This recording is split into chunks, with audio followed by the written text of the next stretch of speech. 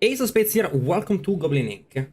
The build is getting online, Spiritborn picks up quite a bit when you get more into the late game. This build is really powerful and incredibly fast, maybe one of the fastest, if not the fastest moving build in the game. Very similar to how actually a Sorceress would play in previous seasons. You dash around with Rushing Claw and everything behind you just dies. You're killing enemy with your Toxic Skin. Toxic Skin applies part of your dot as a critical damage tick, and when you crit, you proc Noxious Resonance.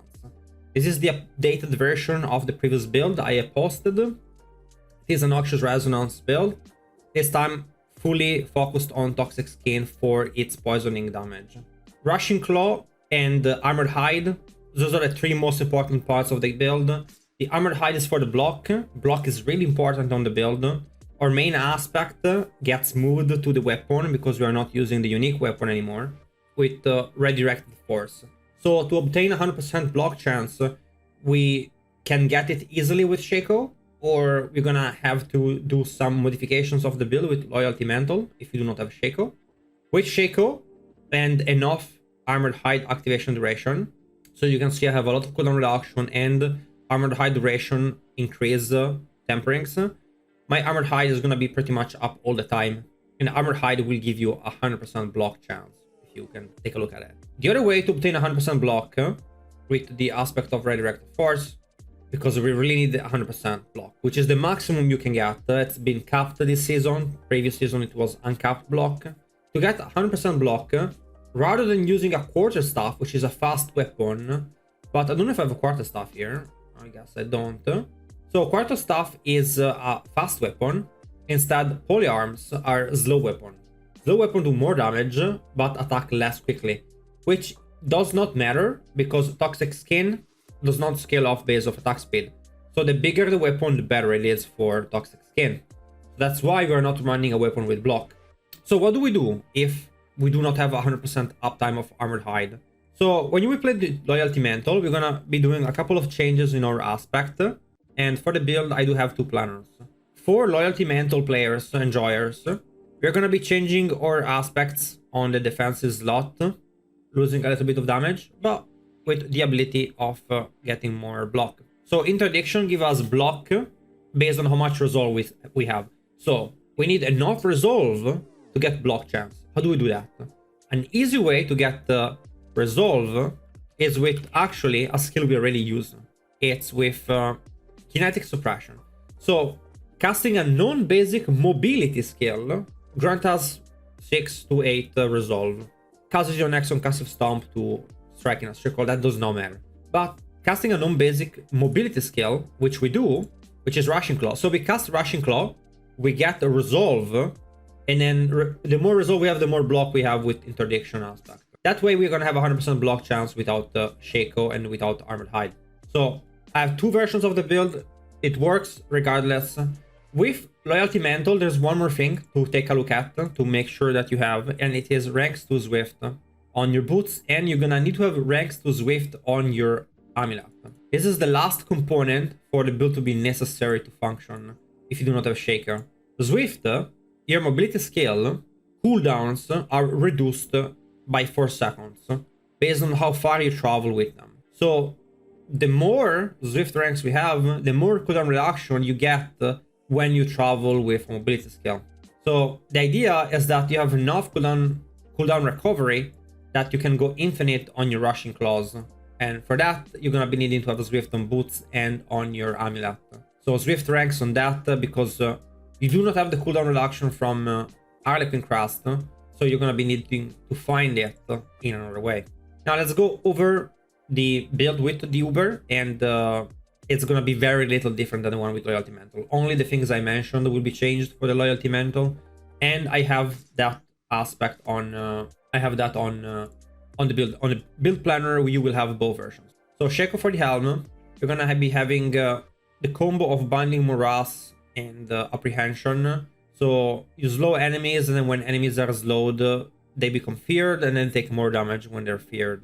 And also they take more damage when they're slowed. So this is a really powerful combo.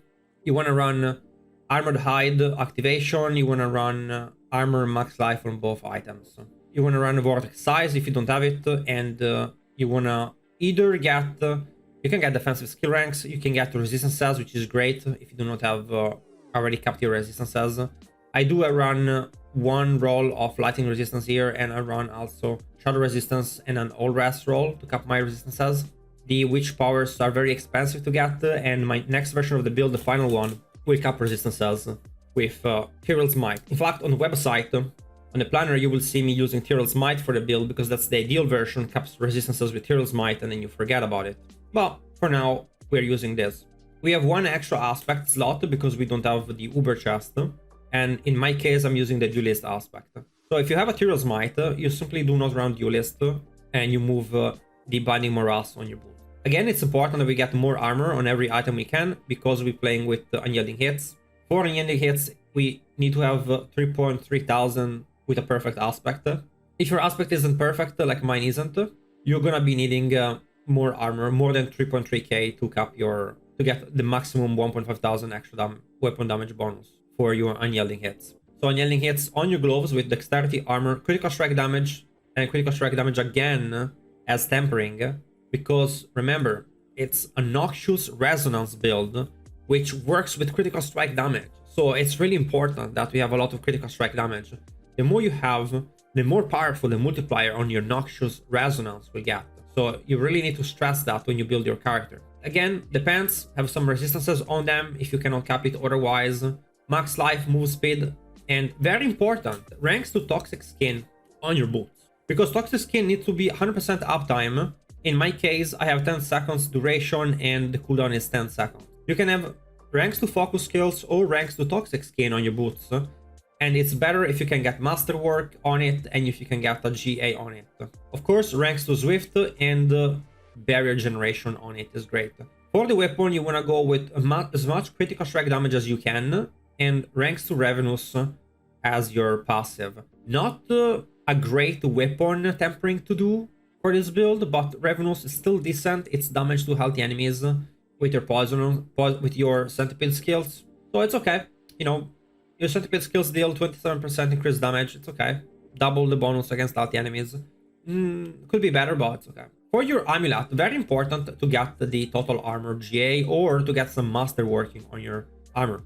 That's because, again, we need to have high armor for the unyielding hits. Critical strike damage and hunter cooldown for me are important temperings. If you're playing without Shaco, you will want the Swift ranks on your amulet. And if your cooldown is not enough and your duration is not enough for Armored Hide with the Shaco, you will want to run one more Armored Hide active duration on your amulet. So your temperings on the amulet need to be flexible depending on what you need. Do this last and simply add the temperings that you need. Total armor, then you want to have 2 passives or you want to have dexterity. If you cannot get 2 passives, get the maximum life on your amulet. For the rings, you want to have max life crit damage on both. And then you want to have either all res or a specific res if you need, or dexterity. That's the best thing you can do for damage. For temperings, you always want to add critical strike damage and you want to add hunter cooldown. So in the end, you can have 3 hunter cooldown. My hunter cooldown right now is 13 seconds. I can get it even lower with a better Shaco. And the reason for that is because I have Brawler's Perplex Round here, giving me 30% damage for 8 seconds when I cast an ultimate skill. So pretty much you want to be spamming the hunter when you can. I have Fell Soothsayer, which actually giving us vulnerability is really important because enemies need to be vulnerable for the Toxic Skin passive to crit. If enemies are not vulnerable, you do not crit. So Fell Soothsayer is actually really powerful both in AoE and also to add vulnerability to the build, which is very needed. We're running with the last damaging aspect on the amulet being the conceited aspect. We get 45% damage while you have a barrier. To get the barrier, we are doing rune works. Both our runes will give us barrier. One, cast concussive stomp when you cast 2 mobility skills. So every 2 rushing claws, you cast a concussive stomp, which is also a gorilla skill, which activates you on unyielding hits. So that's why it's really important to cast your rushing claw. The second thing is bulwark, and this happens the more you travel, you get the resources whenever you travel 30 meters. So that's a nice little trick for that. For the Spirit Hole, we have Centipede main hole and Jogger secondary. if you play with Loyalty Mantle, you need to have double Centipede. The Centipede main hole is for the slow. So you're slowing enemies, and it's important that you slow enemies up to 80% to activate the fear. So you damage enemies when they're feared, and that's why you want to have that, so that you can reach that fear threshold.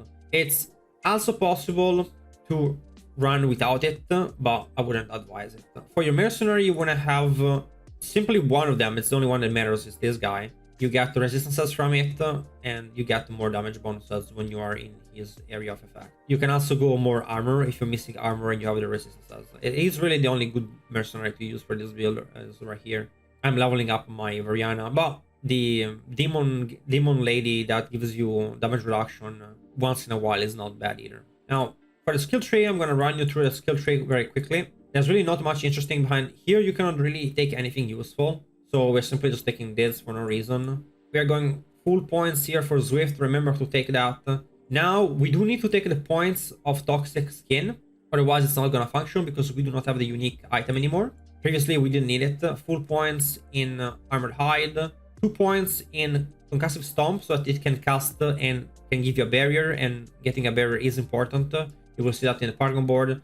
Counter attack with passively increasing your critical strike damage. Again, critical strike damage is important for this build. And Resilient, casting a Gorilla skill. For us, it's the Concussive Stomp from the rune. We activate it that way. It's 15% maximum life, which is really good. Rushing Claw does not need to be max level, and you go with Invasive Rushing Claw so you can get the cooldown back if you run out by consuming some ferocity. If you have no issue, because you have enough Swift ranks, you can remove those 3 points and invest them in something else. It's also useful to get potent ranks out of it.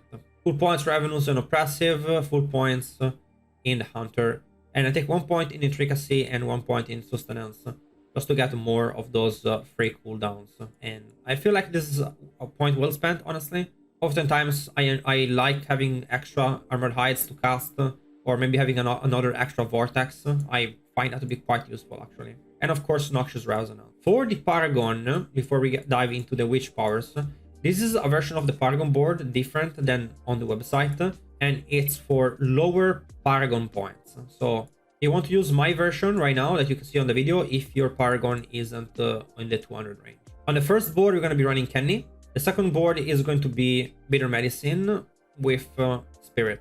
After that, we're going to be running into Convergence, and we're going to be running Bane. And it's important. I'm going to have to add a little bit more points to Bane so I can get more poisoning damage up for it. Right now, I have not enough to get the maximum value of Convergence, but I will have that soon. Hubris in your Viscous Shield. You get the critical strike damage from it. Again, critical strike damage is important. So Hubris has a very big multiplier. Hubris or Managerist, you're going to be ending up playing both in the build in the end. And on the last board, it's going to be Drive. And again, it's going to be critical strike damage here that you can buff with Managerist or Hubris.